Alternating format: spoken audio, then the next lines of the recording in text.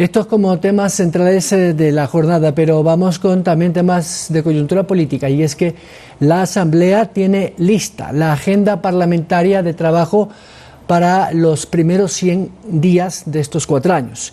El Consejo de Administración evaluó los casi 412 proyectos de ley para priorizar los más importantes. El primer vicepresidente de la Asamblea confirmó que a partir de este 15 de junio las sesiones serán presenciales. La Asamblea conocerá el 15 de junio la nueva agenda legislativa para los 4 años de función. Su primer vicepresidente, Virgilio Saquicela, sabe que son proyectos ambiciosos, pero el país, según dice, está a la expectativa de sus actuaciones. De que el día martes 15 estaremos trabajando de manera personal, que creemos que es lo más acertado para poder producir de manera positiva para el país, tanto en leyes cuanto en fiscalización. Lo uno es presencial, lo otro es telemático. Le hemos dado prioridad a la agenda legislativa, que creemos que es lo pertinente en este momento y que estará, reitero, lista para ser aprobada por el CAL el día lunes 14, y de manera inmediata, entre martes y miércoles de la próxima semana, se reunirá nuevamente el CAL. De las más de 400 leyes y proyectos por aprobar, considera que solo 120 podrían ser útiles y posibles de tratar en el Pleno. Yo creo que no vamos a llegar más allá de unos 70 u 80 proyectos. ¿Por qué? Porque hay proyectos que están de años anteriores, que deben ser ya archivados, que no se compadecen los mismos con la actual realidad del Ecuador. Existen otros proyectos, por citar un ejemplo, en el caso de reformas al Código Integral Penal, que han sido presentados por legisladores, son creo que 25 o 30 proyectos de reformas, que pueden ser compilados en uno solo. Lo que se debe sumar la lista de juicios políticos sustanciados en la Comisión de Fiscalización, como lo dice su titular. Es muy importante lo que haga la Comisión de Fiscalización y la Asamblea. La Comisión de Fiscalización, la Asamblea está en la obligación de revelar ante el país y ante los órganos de justicia esta trama corrupta, para que cuando venga el organismo, que también está siendo cuestionado, me refiero al Consejo de Participación Ciudadana, sí, al menos en el proceso de preselección y selección de los aspirantes a ocupar el cargo de juez de cuentas, pues cumpla con los requisitos y con los perfiles que el país demanda. Considera que los cambios de bloque o abandono de asambleístas de las diferentes bancadas de partidos y movimientos que los auspiciaron no debería variar el apoyo, y no por una nueva ley, aunque en política todo es posible. Además, se ha planteado ya como necesidad urgente el retorno paulatino a las sesiones presenciales con todas las medidas de bioseguridad. Habrá que ver. Byron Galarza, Ecuador TV. Para ahondar en estos temas con nosotros a esta hora de la mañana, el asambleísta Esteban Torres, de la provincia del Tungurahua. Asambleísta, muy buenos días, gracias por acompañarnos en el Telediario. Buenos días, qué gusto estar con ustedes, a las órdenes. Asambleísta, a partir de la próxima semana, ha dicho el Consejo de Administración y Legislatura, se regresarán las sesiones presenciales. Más allá de esto, que es un hecho simbólico, ya se tiene establecido un primer paquete de proyectos que estuvieron represados en la Asamblea anterior, que usted además lo conoce muy bien, de los cuales han dicho, por lo menos el vicepresidente Saquicela, que 70 de ellos serán realmente los prioritarios porque son los que valen la pena. ¿Qué conoce usted a propósito de esto, que será el proyecto, o mejor dicho, el plan de trabajo en los primeros 100 días? Bueno, lo positivo es que desde el próximo día martes ya la Asamblea vuelve a sus funciones presenciales en comisiones, en el Pleno. Creo que será necesario. Además de eso, contribuye a un mejor debate democrático. Y respecto de la agenda planteada, es cierto, hay más de 420 iniciativas de ley represadas en el CAL. Muchas de ellas han sido derivadas a comisiones ya antes de que ese número era mucho más alto, incluso estaba en los 800 proyectos de ley, en donde sí, muchas veces hay proyectos intrascendentes, en donde los asambleístas a veces, motivados por este sensacionalismo legislativo, han presentado 20, 25 proyectos, pero cada proyecto tiene un cambio de comas, un cambio de puntos, no es sustancial, y por eso enhorabuena que se condensen varias iniciativas en proyectos más pequeños, para que el trabajo de la Asamblea sea óptimo, para que la agenda no se vea tampoco empantanada con temas que no tienen trascendencia. Ahora bien, esta es una agenda, por supuesto, que se la ha fijado siempre en todas las asambleas, pero que se contrasta con la realidad, porque la coyuntura, me refiero, por ejemplo, a proyectos que vienen económico urgentes, cambia completamente el trabajo de la Asamblea, pero está bien que haya un plan por fuera de esa coyuntura temporal para que la Asamblea pueda derivar todo esto a comisiones y hacer un trabajo útil, ¿no? Lo que los ciudadanos esperan es que la Asamblea sea útil para ellos. De los que usted conoce, ¿cuáles deberían ser la prioridad, no en función de los aspectos políticos, sino de lo que el ciudadano de a pie y la sociedad en su conjunto está esperando de la Asamblea? Bueno, hay muchísimos proyectos en cada una de las comisiones. Para un ciudadano, por ejemplo, puede ser muy importante el Código de la Niñez. Para un sector de los ciudadanos, por ejemplo, también puede ser muy importante la Ley de Recursos Hídricos, que está en segundo debate. Son temas que realmente importan a muchas personas. Yo le diría más allá, por ejemplo, de reformas al COIP, más allá de reformas a otros textos un poco más generales. En la Comisión de Soberanía Alimentaria, por ejemplo, donde estoy yo, hay mucha expectativa respecto de proyectos que contribuyan al agro, que están en discusión, temas sobre todo de ayuda a los agricultores, a los ganaderos, y con lo que va también de acuerdo a la política pública, porque la Asamblea tiene que complementar el trabajo con lo que viene del Ejecutivo, y por eso, como le digo, hay una expectativa de temas de urgentes, sobre todo en materia de seguridad, en materia de producción, en materia de economía y en materia laboral. Yo creo que ahí están los grandes retos de la próxima Asamblea. Asambleísta, ¿tiene usted algún criterio en particular sobre esta dispersión que tienen ahora algunas bancadas? Sobre todo hemos visto que esta semana 3 miembros del bloque social cristiano se han separado voluntariamente del bloque por aparentes discrepancias ideológicas y se está formando un bloque de independientes que podría ser, digamos, el que dé la mayoría o no a una determinada posición en torno a un proyecto de ley. ¿Por qué le digo esto? Porque en la asamblea pasada, que usted también lo conoce muy bien, estas bancadas independientes del BAD y del BAN se prestaron para muchas situaciones. ¿Cree usted que la asamblea no ha aprendido la lección y caerá nuevamente en la tentación de estos camisetazos? Bueno, hay personas que no tienen realmente ningún tipo de ideología, ningún tipo de principio.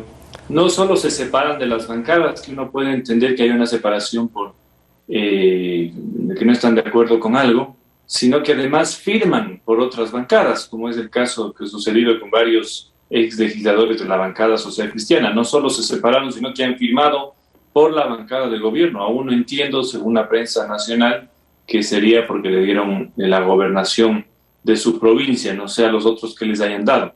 En todo caso, aún a pesar de lo que ha sucedido, el entorno de la Asamblea no brinda ningún tipo de certeza de que haya mayorías sólidas para el gobierno. Las votaciones complicadas que existieron en las sesiones pasadas se lograron con 70 votos y con lloros y una serie de temas que nos dejaron sorprendidos. Así que yo lo que espero es que aquellas personas que están cambiando su voto por algún tema de beneficio o algún tema personal, dejen de hacerlo, porque si la asamblea actual se comporta como la pasada, serán los ciudadanos los que le sancionen a la asamblea con una mala aceptación y con una baja aprobación. De sus palabras, asambleísta, asumo que usted piensa que el gobierno está detrás de estas 3 salidas del bloque social cristiano. Bueno, ellos lo han dicho públicamente. Hoy leo la prensa en El Universo, ellos admiten que han estado en ese trabajo, incluso antes dicen de que se posesione la asamblea para que su bancada crezca con integrantes, así que son palabras realmente de ellos. Asambleísta, ya en temas estrictamente parlamentarios se habla ya del inicio de juicios políticos, más allá de que en el tema legislativo se están tratando en cada una de las comisiones temas relacionados a la especialización de cada una de ellas. Y uno de los juicios que aparentemente podría reactivarse es el que quedó pendiente en la administración anterior, a pesar de que no hay asambleístas ponentes, al exministro Randall Ortiz de Energía. Pero también en la cola están al del actual contralor que está detenido a propósito, Celi, y también el ex defensor del pueblo, que también está detenido. ¿Cree usted que es urgente fiscalizar antes de legislar? Bueno, a la par de la legislación se tiene que hacer la fiscalización. Hay algunos juicios represados, por ejemplo, el caso del defensor del pueblo actual, no conozco todavía un pedido de juicio político, se ha anunciado, pero no lo he leído ya.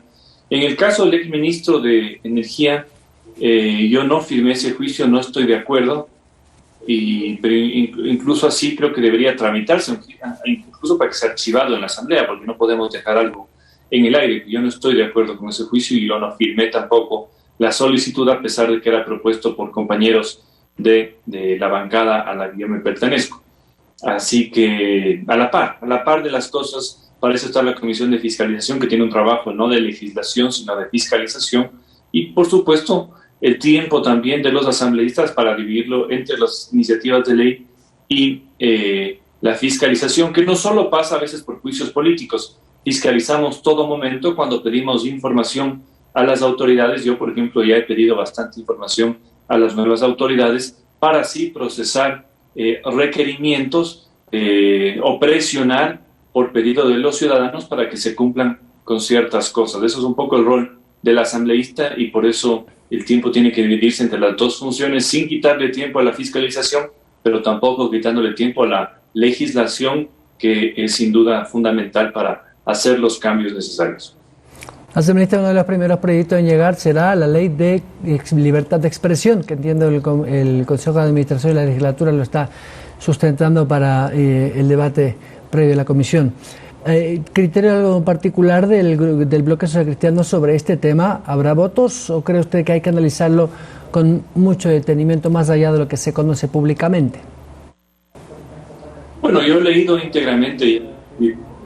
Mi opinión personal es que es un proyecto positivo, bien encaminado en los conceptos generales, en el sentido de que en temas de difamación, en temas de daño al honor, no se elimina por completo la responsabilidad de quien comete esos ilícitos, pero el enfoque ya no es penal, sino que el enfoque civil. Un poco lo que sucede a nivel mundial y especialmente en Inglaterra, donde yo me formé y desde donde entiendo que también quienes redactaron el proyecto se formaron, en donde si a usted le difaman, le insultan, dicen mentiras sobre usted no le puede meter preso al periodista, pero sí puede pedir una reparación económica por el daño que le han causado. Eso me parece positivo. En lo que me parece que el proyecto se queda corto es en dejar de que los medios de comunicación sean, con su autorregulación, quienes manejen el tema de una rectificación, de una publicación en el mismo espacio a alguien que se siente ofendido por una información falsa. Yo creo que sí tiene que estar en la ley un proceso mínimo que tienen que cumplir los medios de comunicación, porque hay buenos medios de comunicación y hay muy malos medios de comunicación. Hay unos que informan, hay unos que no difaman, pero hay otros que se prestan sí para destruir la honra de las personas, y por eso, por ellos, sí creo que tiene que haber un proceso regulado en la ley y no dejar al libre albedrío de los medios de comunicación. Pero el enfoque general es positivo. El hecho de pasar de una responsabilidad penal, de una cárcel, a una reparación económica civil, como sucede en la mayoría de países desarrollados. Asambleísta, hay una ley que generó alguna polémica y que incluso el sector de la transportación puso en uno de los tapetes de discusión con el gobierno por el tema de un eventual paro, estas reformas a la ley de tránsito que fue aprobada por la Asamblea anterior y que el presidente la ha vetado parcialmente. ¿Concuerda usted con cómo quedó el texto que envió la Asamblea y si efectivamente los vetos parciales que ha hecho el presidente de la República podrían un poco cambiar lo que se buscaba, una perfección de la ley, sin tampoco dejar esos beneficios abiertos para el sector de la transportación, que era básicamente esta eliminación de la sanción de los famosos puntos? A ver, a mí no me gustó esta reforma a la ley de tránsito. De hecho, yo no voté a favor, fui de los pocos que no votó a favor. Consideré que se aprobó casi ya al final de la anterior legislatura. Muchas cosas quedaron en el aire. El veto del Ejecutivo, sin embargo, me parece positivo en ciertos aspectos, pero le faltó mucho. Los conceptos, por ejemplo, en plataformas tecnológicas son interesantes, pero el veto es muy pequeño, muy limitado, cuando esta es una ley mucho más extensa que trató varios temas y no solo el de la rebaja de puntos. Se puede uno decir que es positivo que se establezcan mecanismos más fáciles para la recuperación y para que no se preste esto a una extorsión, por supuesto, a los conductores por parte de los agentes de tránsito. Pero el veto creo que se quedó corto. Si mal no recuerdo, hay únicamente 4 o 5 objeciones de fondo.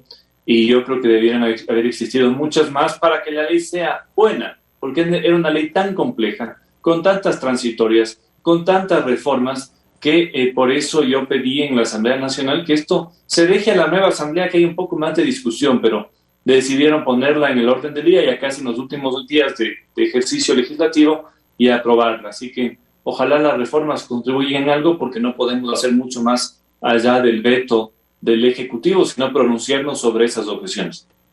Asambleísta Esteban Torres, estoy contra el tiempo, pero le quiero agradecer siempre su directa compañía. Gracias también, saludos cordiales. El asambleísta por la provincia del Tungurahua, Esteban Torres. 7 de la mañana, 20 minutos, a la pausa. Al regresar estará con nosotros el presidente del Comité de Operaciones de Emergencia y director del EQ 911 a propósito de estas nuevas disposiciones de la autoridad para una desregulación, si se quiere, de las medidas, tanto de movilidad como de aforo sobre todo, y esto que también ayer el alcalde Yunda ha dicho, volver al fútbol de manera paulatina con aforos limitados, algo que según ha dicho la autoridad no está autorizado. Lo conversaremos en detalle.